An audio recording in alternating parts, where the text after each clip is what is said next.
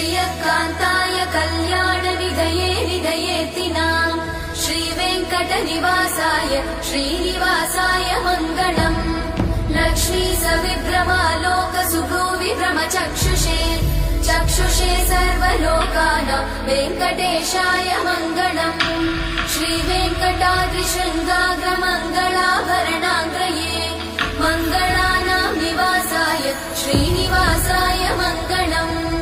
सर्वावयव सौन्दर्य सम्पदा सर्वचेतसां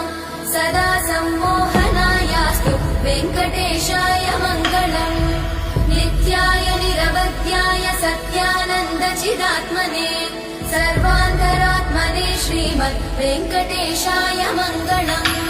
स्वतः सर्वविदे सर्वशक्तये सर्वशेषिने